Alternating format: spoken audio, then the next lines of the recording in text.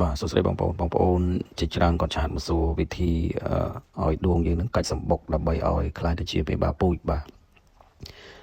ការឲ្យវាកាច់សម្បុកយើងប្រើសកៃដូងស្ងួតក៏បានសកៃដូងសើមក៏បានប៉ុន្តែបើសកៃដូងសើមយើងយកសកៃដូងរៀងដូងយើងរៀងចាស់ទីមកណាបងប្អូនបាទគឺយើងមើលតាមហ្នឹងដែលខ្ញុំធ្វើហ្នឹងតែបើសិនសកៃដូងស្ងួតសកៃដូងទុំដែលគេសកហើយយើងយកវាទៅច្រលក់ទឹកបាទហើយពូតវាយកទឹកចេញបាទតែ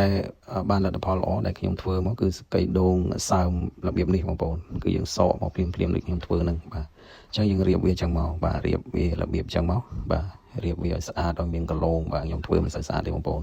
បាទរៀបឲ្យវាមានកលងនៅកណ្ដាលចឹងណាបាទ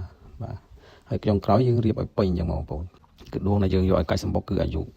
35ថ្ងៃ